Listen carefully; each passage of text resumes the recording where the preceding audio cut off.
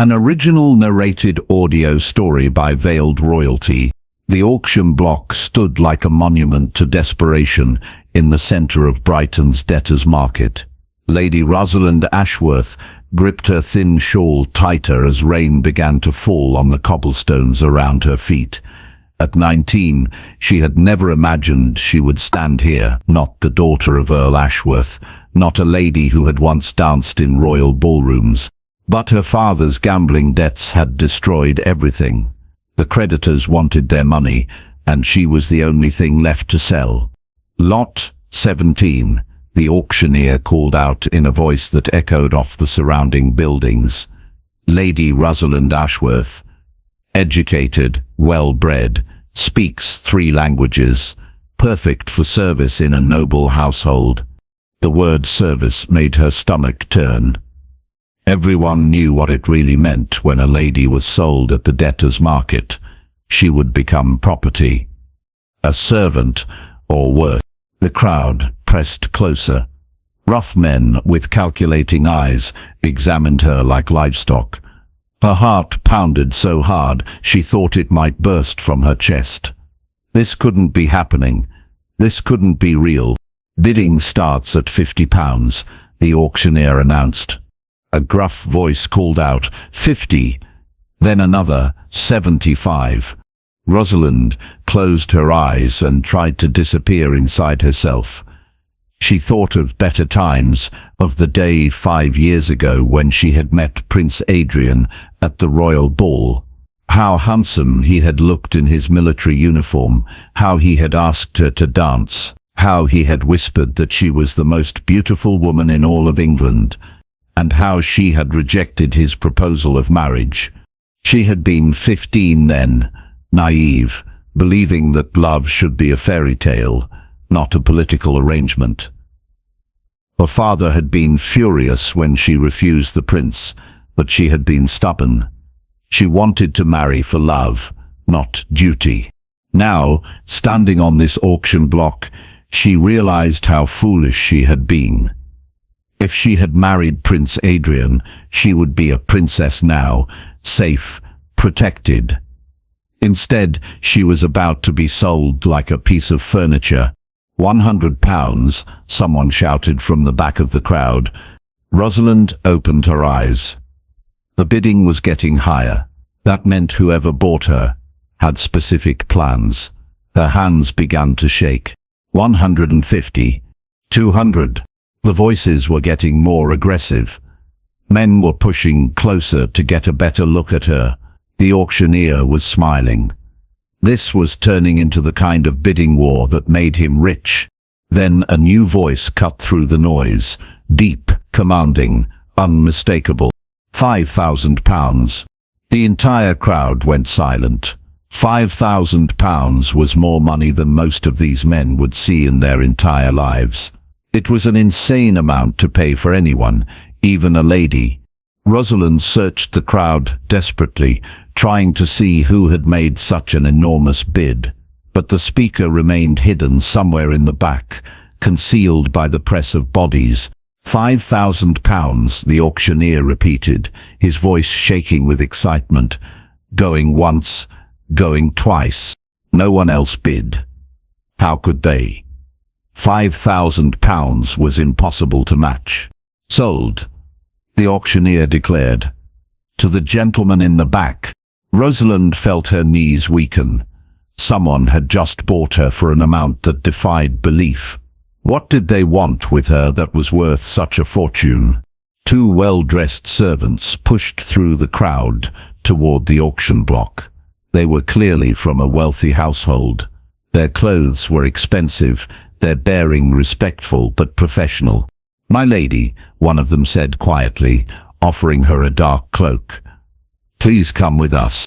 She had no choice. She was no longer her own person. She belonged to whoever had paid £5,000 for her. The servants guided her through the crowd to a magnificent black carriage that waited at the edge of the market. The carriage bore no family crest, no identifying marks. Her mysterious buyer wanted to remain anonymous. As they helped her into the plush interior, Rosalind's mind raced. Who had this kind of money? A duke? A marquess? Some wealthy merchant who had made his fortune in trade? The carriage began to move, carrying her away from the only life she had ever known. Through the small window she watched Brighton's familiar streets disappear behind her. She was entering a new world now, a world where she was no longer Lady Rosalind Ashworth, but simply property. The journey took hours, long enough for the sun to set and stars to appear in the darkening sky. The servants sat across from her in respectful silence, offering her food and water, but no conversation. They had been trained not to reveal anything about their master. Finally, the carriage began to slow. Through the window, Rosalind could see the outline of an enormous estate.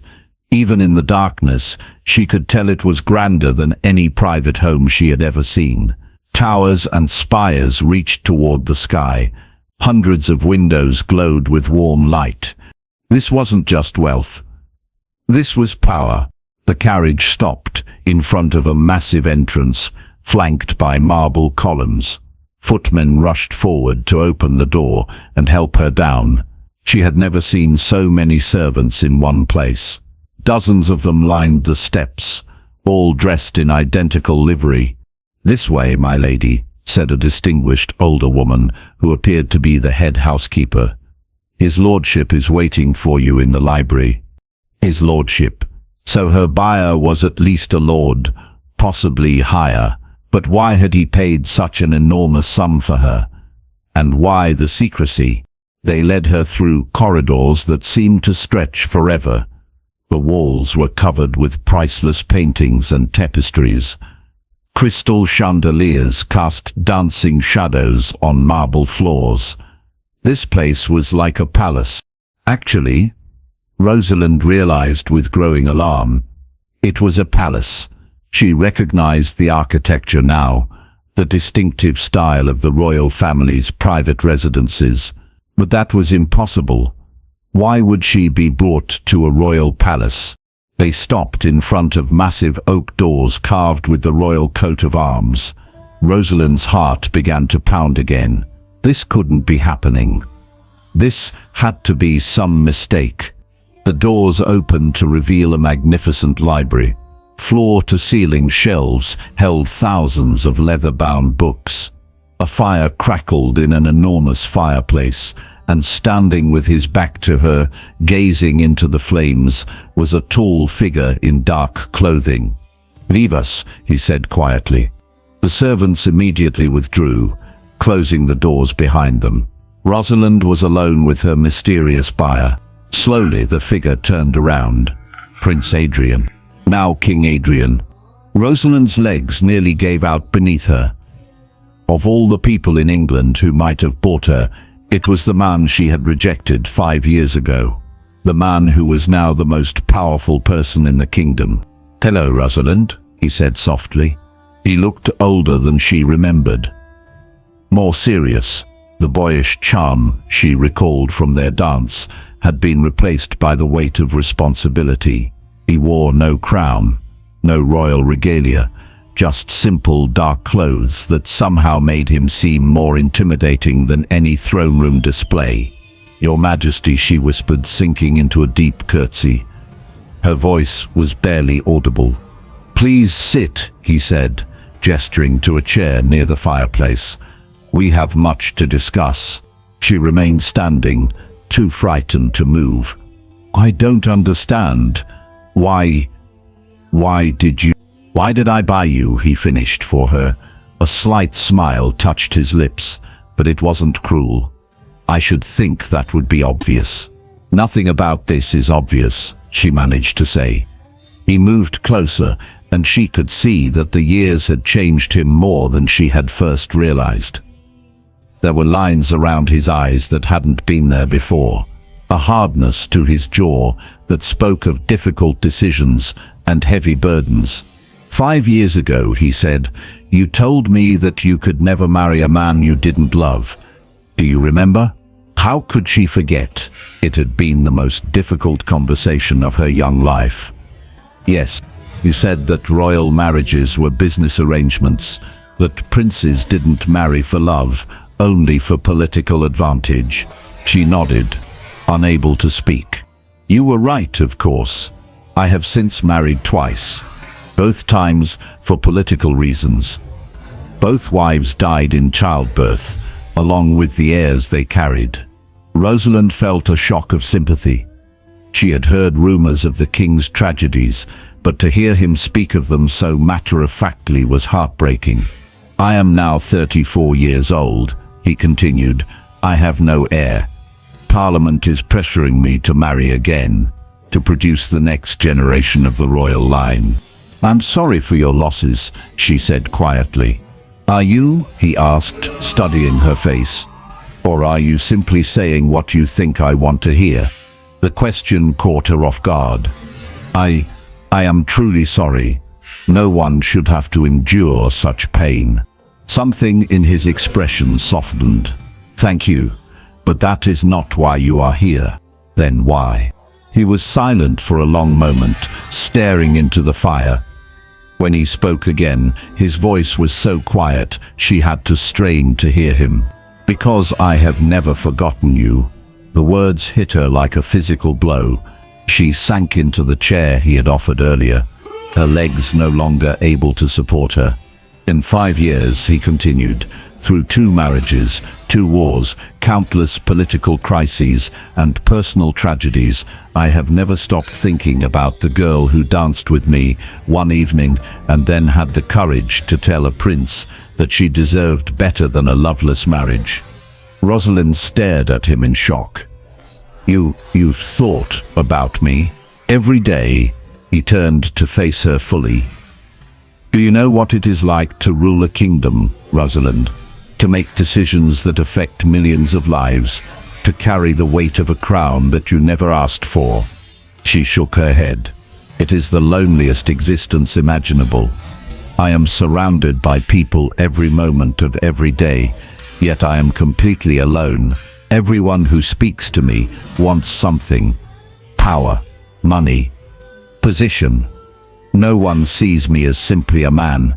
Except, she whispered, beginning to understand. Except you. He moved to sit in the chair across from her. One 15-year-old girl who looked at a prince and saw someone who wasn't good enough for her. That's not what I meant, she protested. Isn't it?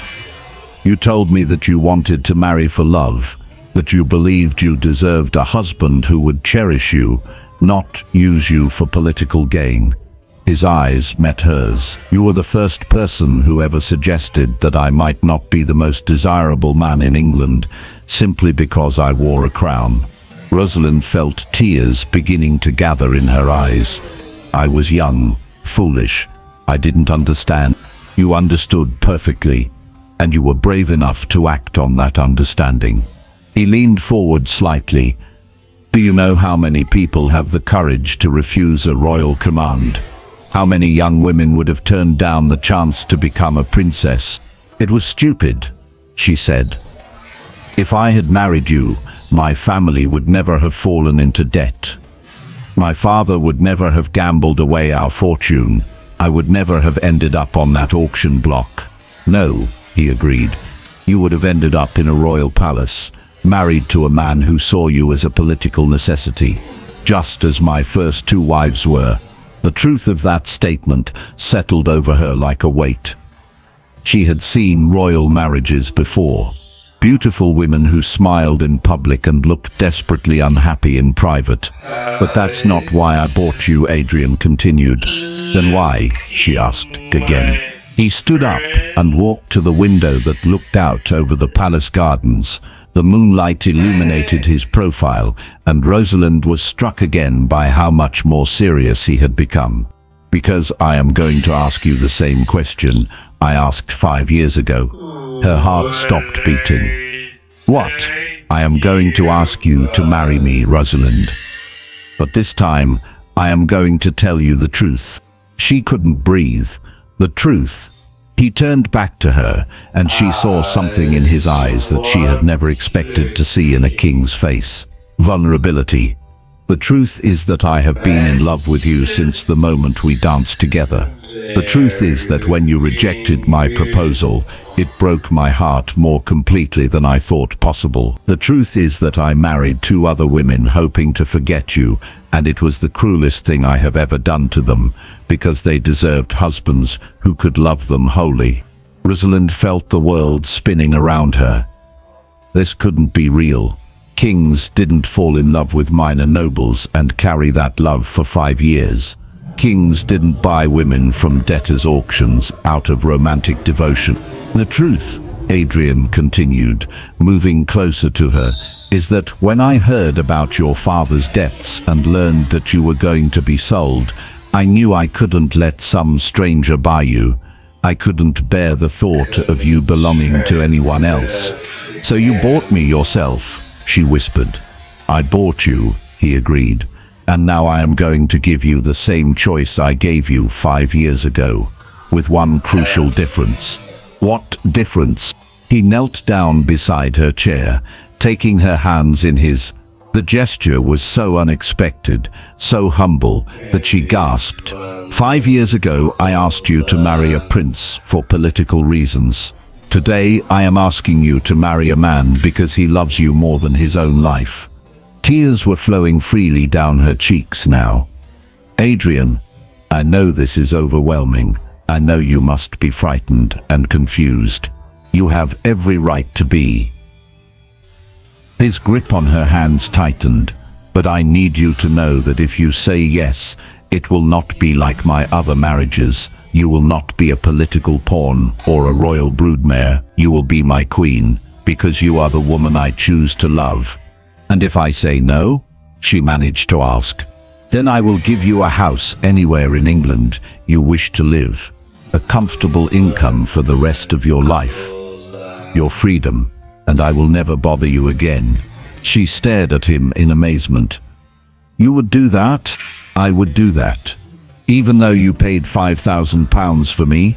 A ghost of a smile touched his lips. Rosalind, I would pay £5 million just to know that you were safe and happy. The money means nothing to me. Your well-being means everything. She looked down at their joined hands. His was stronger than she remembered, marked with small scars that spoke of years spent training with swords and handling horses. These were the hands of a man who had worked and fought and suffered. I don't understand, she said softly. How could you love me all this time? You barely knew me. I knew enough, he replied. I knew that you were kind to servants when you thought no one was watching. I knew that you spoke 3 languages because you genuinely loved learning, not because you wanted to impress people. I knew that you argued with your father about the treatment of tenants on your family estate because you believed the poor deserved better. Rosalind looked up at him in surprise. How could you know all of that? Because I made it my business to know. After you refused me, I had my agents find out everything they could about you. Not to harm you, but because I needed to understand who you really were. You spied on me? I fell in love with you, he corrected gently. There is a difference. She pulled her hands free and stood up, needing space to think. This was too much, too overwhelming. 5 years ago, she had been a girl with romantic dreams of fairy tale love. Now she was a woman who had experienced real hardship and loss. She understood the world differently now. Adrian, she said, using his name without his title for the first time. I need you to understand something. What? I'm not the same person I was 5 years ago. That girl who rejected you was naive and sheltered. She had never known real fear or desperation. She had never stood on an auction block and wondered if she would be sold to a man who would abuse her. He nodded. I know. Do you? Because the woman I am now understands something that girl never did. I understand that love is not just about romantic feelings. It's about trust. It's about partnership. It's about finding someone who will stand beside you when the world tries to tear you down. Yes, he said quietly. 5 years ago, I believed that arranged marriages were cold and heartless.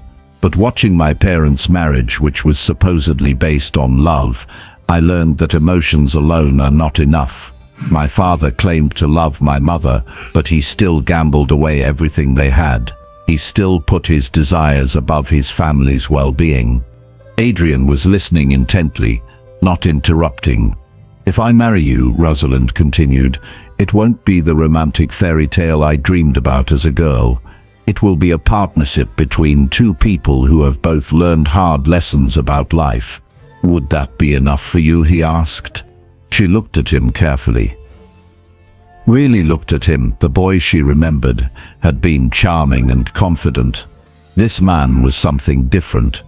He was marked by responsibility and loss, but also by a quiet strength that the younger prince had not possessed. "Can I ask you something?"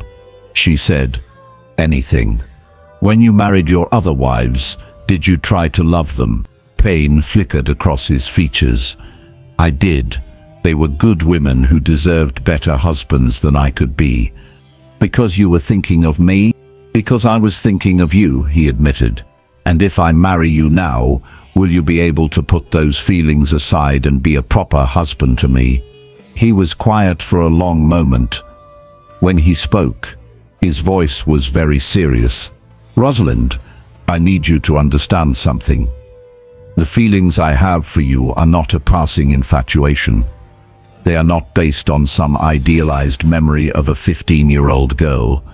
For 5 years, I have had agents keeping me informed about your life. I know that you spent 2 years caring for your sick mother before she died.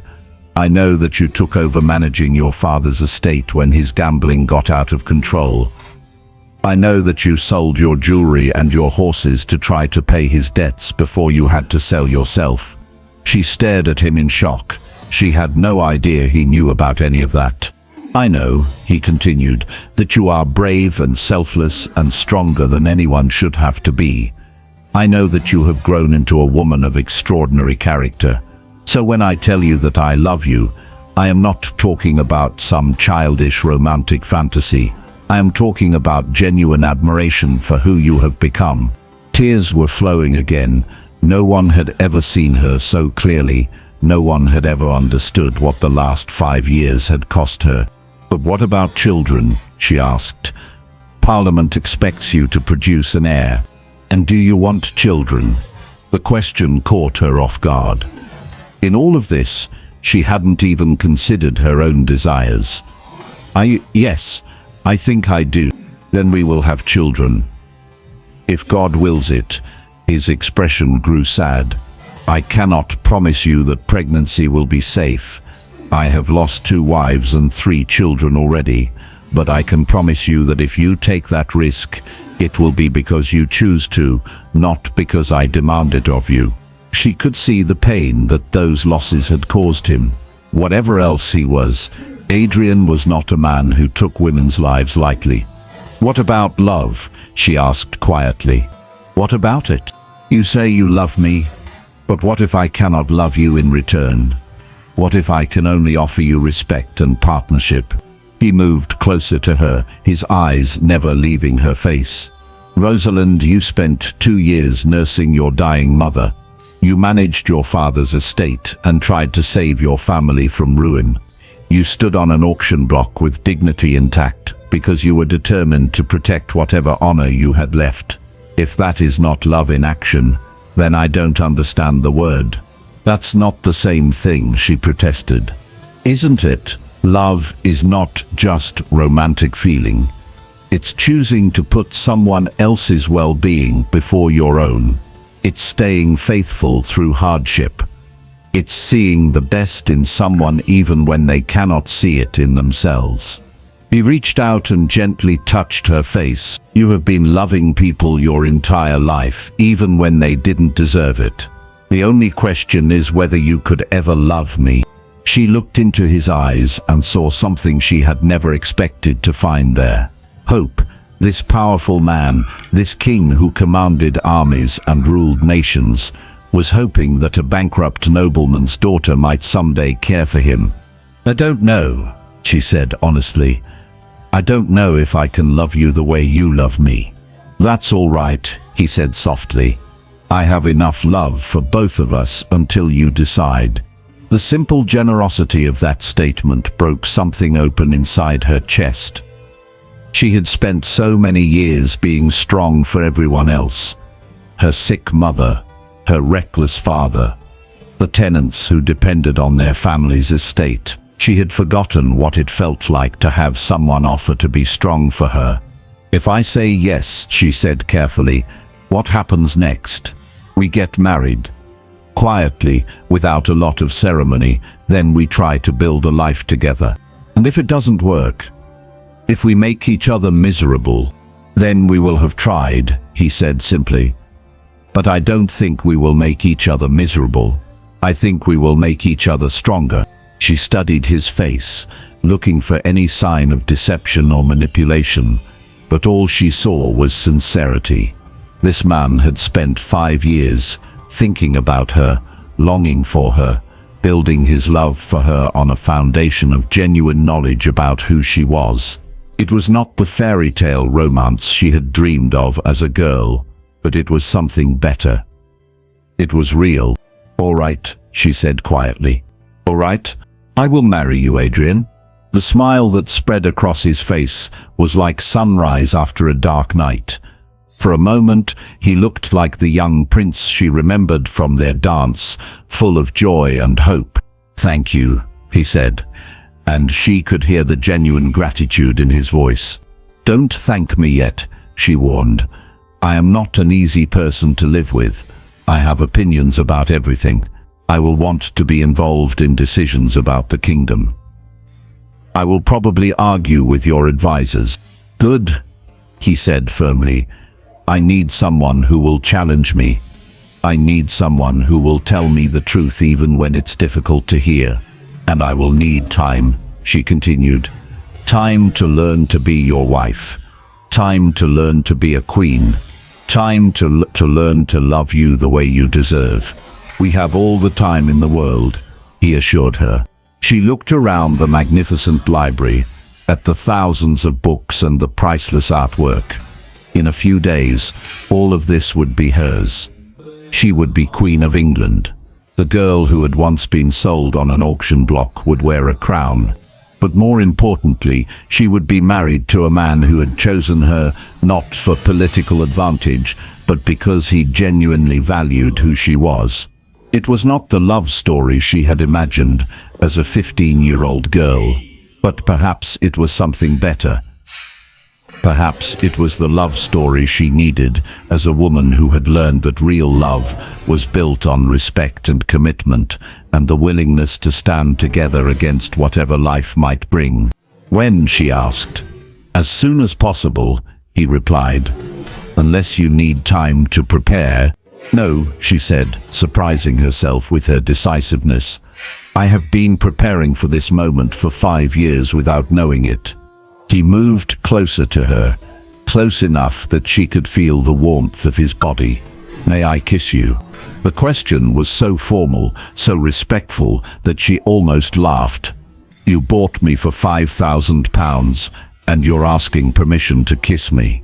You are not my property, Rosalind, he said seriously. You are my choice, and I want to be yours. She looked up at him, this man who had somehow managed to find her in her darkest hour and offer her not just rescue, but genuine love. She thought about the auction block, about the rough hands and calculating eyes of the men who had bid on her. She thought about how different her life might have been if someone else had bought her. Then she thought about the years ahead, the challenges they would face together, the country they would rule, the children they might have, the love they would build day by day, choice by choice. Yes, she said softly, you may kiss me. When his lips touched hers, it was nothing like the desperate passion she had read about in books. It was gentle and careful and full of promise. It was the kiss of a man who intended to spend the rest of his life earning the right to more such kisses. When they broke apart, she rested her forehead against his chest, and felt his arms come around her. For the first time in years, she felt truly safe. "I have one condition," she said, her voice muffled against his shirt. "What?" "When we have children, you must promise me that you will never sell them to pay debts." She felt him laugh, a deep rumble in his chest.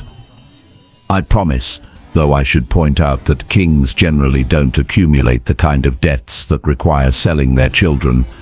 "You never know," she said. "I might be an expensive wife." "You already are," he pointed out. "You cost me £5,000. The best investment you've ever made?" "Without question." And as they stood there in the firelit library, holding each other while rain began to fall against the windows, Rosalind realized that sometimes the most unexpected love stories were the ones that mattered most. She had been sold like property to pay her father's debts, but she had been bought by a man who saw her as priceless. It was not the fairy tale she had dreamed of as a girl. It was better. It was real.